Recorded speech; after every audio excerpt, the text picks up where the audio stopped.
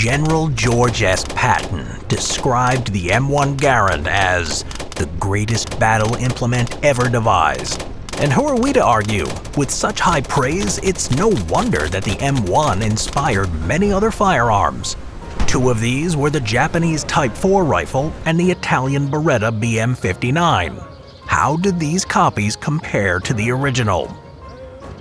Development. Canadian-born gun designer John Garand worked as an engineer for Springfield Armory in 1919. Over the next 17 years and many attempts, he finally worked out the bugs, creating an effective semi-automatic rifle prototype. The U.S. military was impressed with the new firearm and it was adopted in 1936, though some units would not be equipped with the new rifle until after the U.S. entered World War II. The rest, as they say, is history. Across the Pacific, Japan had experimented with semi-automatic rifles before the war, but these were never produced in sufficient numbers. During the war, they wanted a way to match American firepower, and first tried to retrofit captured M1s to fire the standard Arisaka 7.7 by 58mm cartridge. Surprisingly, this round does actually fit the M1's chamber, but would not fit in the 8-round N-block clip needed to reload.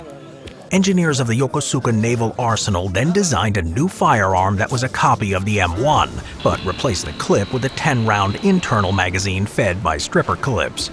The result was the Type 4, sometimes incorrectly called the Type 5. The name confusion comes from a mistranslation on a report in 1946.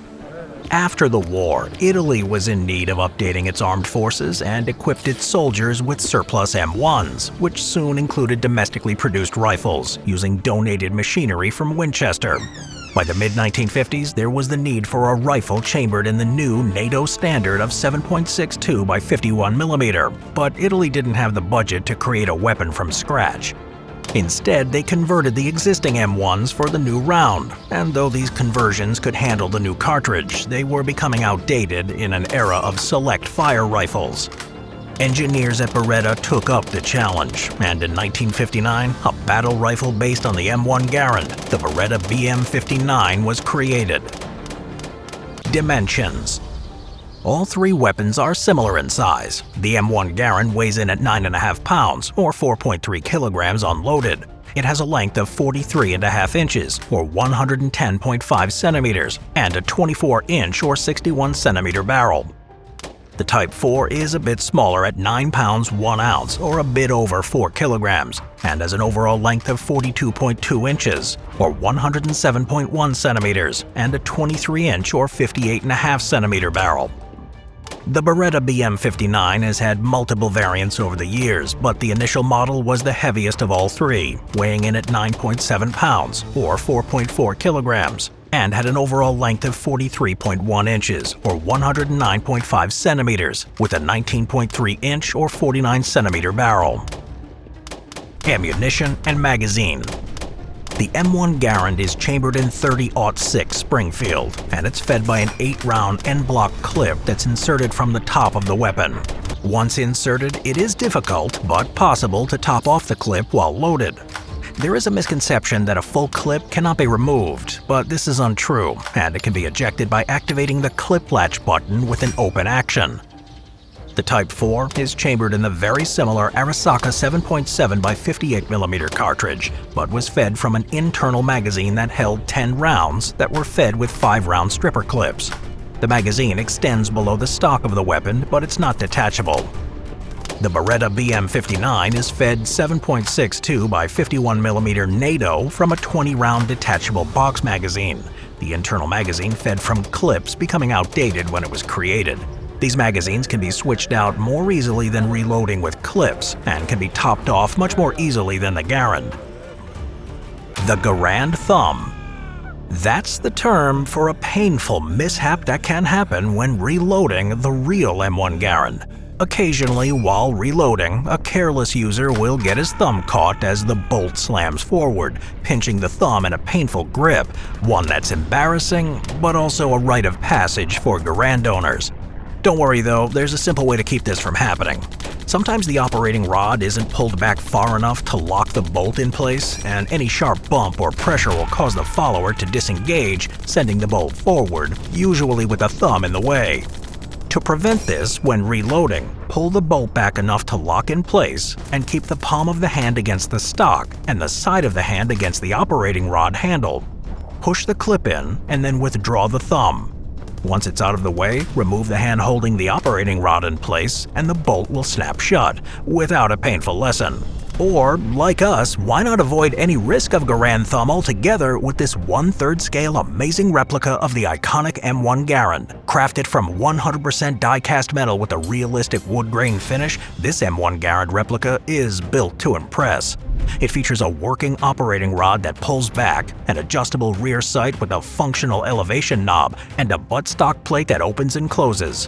While it doesn't cycle or fire, every detail has been faithfully recreated for realism.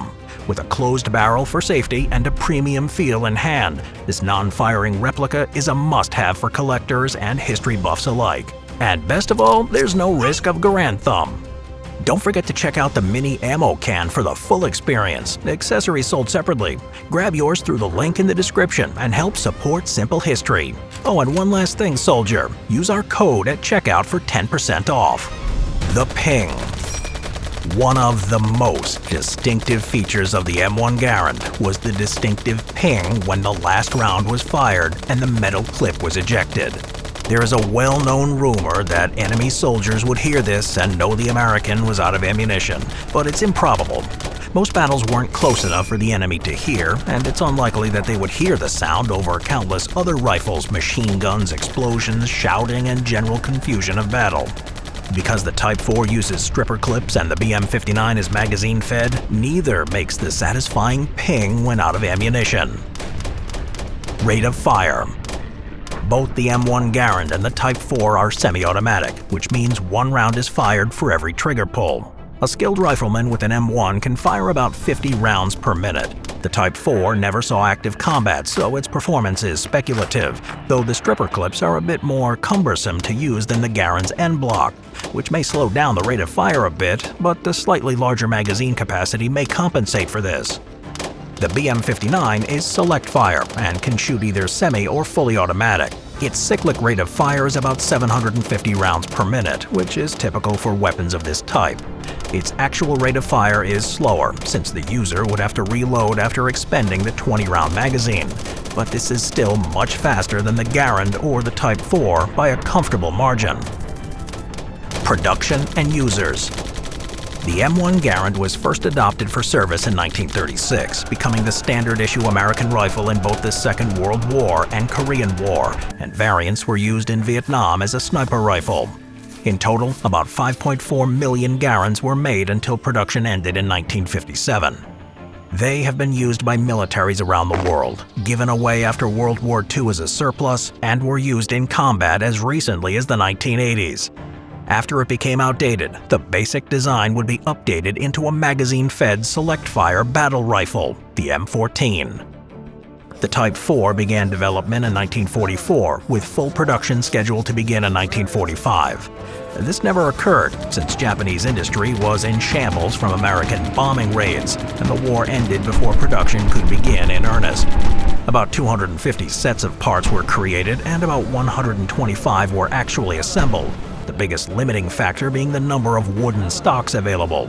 There are no records of it being used in combat. The Beretta BM59 was Italy's standard-issue firearm until 1990, when it was replaced with the Beretta AR-70-90. It is still in use today with some units in Algeria, Ethiopia, Argentina, Morocco, and many others. There are also semi-automatic variants that had a modest amount of popularity in the civilian market. Popularity and legacy. The M1 Garand is one of the most iconic and legendary firearms in American history, and it's been featured in virtually every American film, television show, or video game set during World War II or the Korean War. It has a well-earned reputation as a reliable, accurate, and effective rifle that is beloved by both the veterans who carried it, as well as civilian collectors and firearm enthusiasts. In addition to the Type 4 and the BM59, the M1 also inspired other firearms, such as the M14, and most significantly was a major influence in the development of the AK-47, easily the most successful firearm ever made. Today, M1 Garands are highly sought after and are the centerpiece of many firearm collections. In total, there's about 125 Type 4 rifles built in its short production run. Many of the completed pieces are possessed by museums, which further limits the availability. For those interested in purchasing such a rare piece of firearm history, they do occasionally go to auction. But get your wallet ready, these rare guns could cost between $30,000 to $50,000 apiece. The Beretta BM59 is still in use today as a service weapon for many nations. It's also been used in several movies and television shows, sometimes standing in for the M1 carbine and the M14, with which it bears a passing resemblance. Unfortunately, the BM59 doesn't have the same legacy as the M1 Garand, or the historical significance of the Type 4, which overshadows its otherwise solid and dependable design. Overall, the M1 Garand has an impressive legacy as one of the most significant firearms ever produced. It, as well as copies and derivatives, will always have a place in the long and fascinating history of military hardware.